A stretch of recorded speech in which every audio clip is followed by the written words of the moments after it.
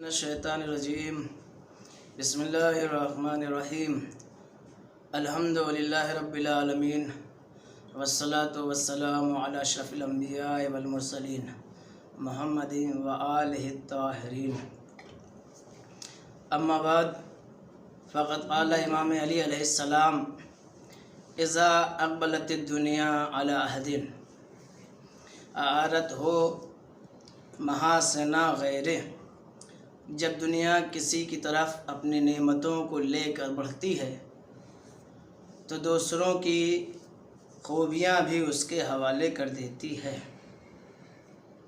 وَإِذَا أَدْبَرَتْ عَنْهُ صَلَبَتْهُ مَحَاسِنَ نَفْسِهِ، اور جب دنیا کسی سے رخ موڑتی ہے تو اس کی نیکیاں بھی اس سے چھین لیتی ہے۔ یعنی جب دنیا کسی کے ساتھ ہے تو اس کی سب تعریف کرتے ہیں،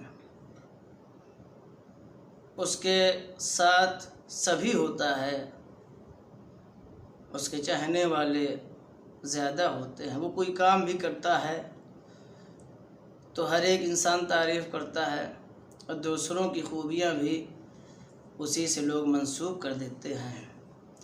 کسی کے ساتھ دنیا ہے، دولت مند ہے، ثروت مند ہے، تو اس کا سب ساتھ دینے کے لیے تیار ہیں۔ کوئی بھی نیکی کرتا ہے تو ہزاروں لوگ اس کی تعریف کرتے ہیں، اور اسی کام میں اگر کوئی غریب جس سے دنیا دور ہو چکی ہے، اس کا کوئی نام لینا نہیں چاہتا، نہ کوئی اس کا ذکر کرتا ہے۔ جس کے ساتھ دنیا ہے تو اس کی کارگزاریوں کو، اس کے کاموں کو لوگ بڑھا چڑھا کر بیان کرتے ہیں، اور دوسروں کے کارناموں کا صحرا بھی اسی کے سر باندھ دیتے ہیں۔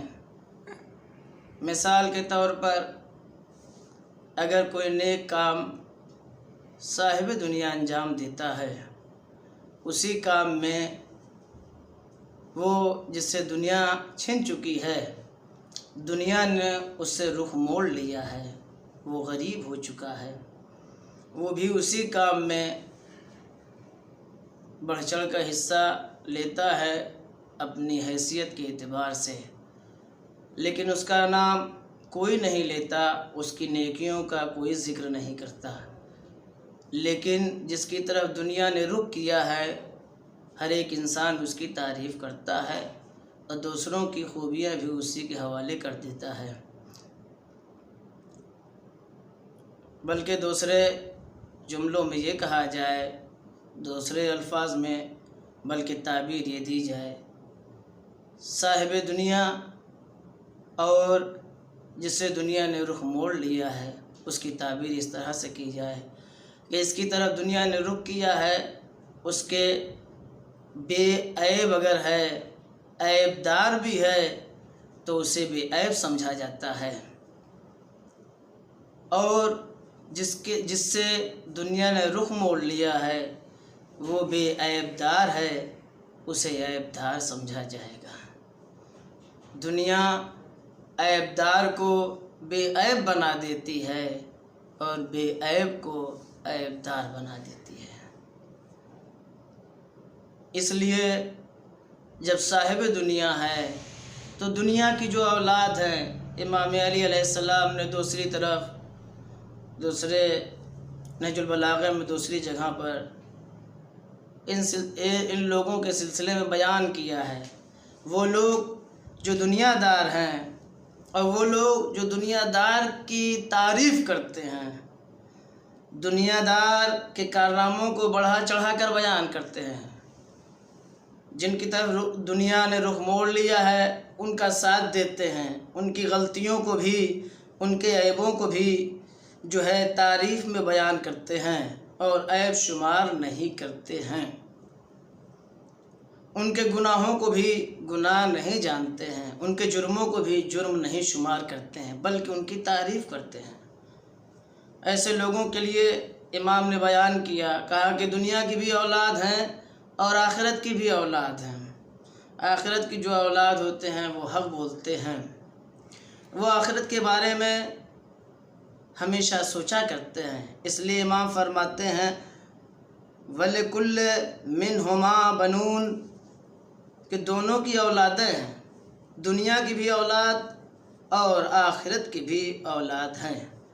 فَكُونُوا مِنْ أَبْنَاءِ الْآخِرَةِ، جو امام نے فرمایا کہ دنیا کی اولاد بنو، وَلَا تَكُونُوا مِنْ أَبْنَاءِ الدُّنْيَا، دنیا کی اولاد نہ بنو، آخرت کی اولاد بنو، فرزندان آخرت میں بن جاؤ، فرزندان دنیا میں تمہارا شمار نہ ہو۔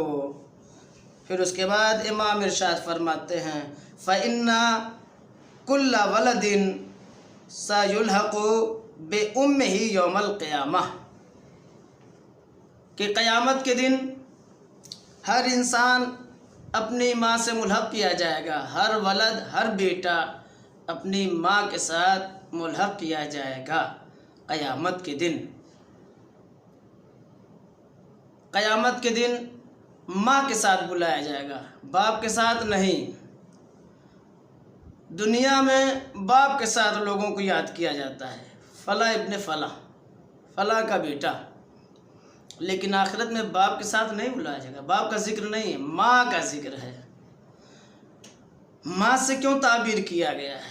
اس لیے کہ باپ کے بارے میں تو اشکال ہو سکتا ہے، باپ کا پتہ نہ ہو لیکن ماں کا پتہ ہوتا ہے۔ تاریخ میں بہت سے ایسے بچے ہیں جن کے باپ کا پتہ نہیں ہے لیکن ماں کے بارے میں معلوم ہے۔ تاریخ میں بہت سے افراد ایسے ہیں، ابن کثیر، بہت سے باپ ہیں۔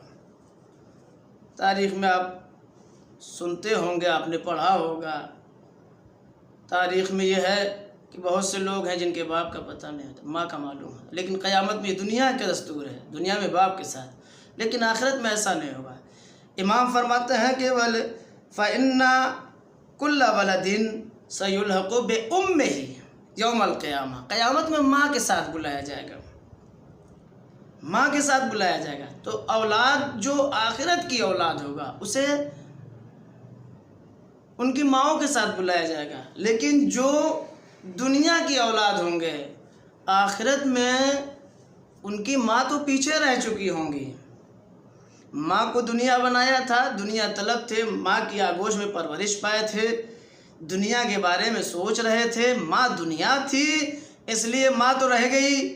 جو آخرت کو اپنی ماں سمجھا تھا، جو آخرت کی اولاد تھے، آخرت ان کے ساتھ ہے، ان کی ماں وہاں قیامت کے دن موجود ہوگی۔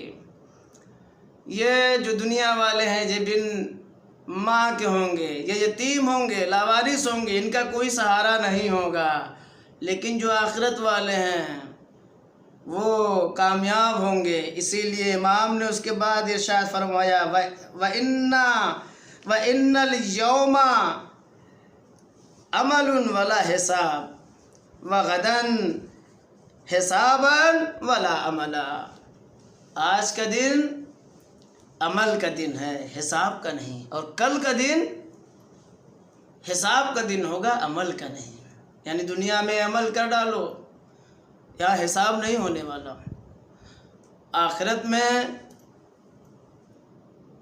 حساب ہوگا، عمل نہیں ہوگا، اس لیے یہاں پہ عمل کر ڈالو، حساب آخرت میں ہوگا۔ تو جو دنیا کی اولاد ہیں وہ آخرت کے بارے میں نہیں سوچتے، وہ سوچتے ہیں بس یہی دنیا ہے، یہی ہمیں رہنا ہے، لیکن امام نے کہا نہیں، یہاں عمل کرو، نیک عمل کرو، تاکہ جب تمہیں حساب و کتاب دینا پڑے آخرت میں تو تمہارے پاس نامہ اعمال میں نیکیاں موجود ہوں۔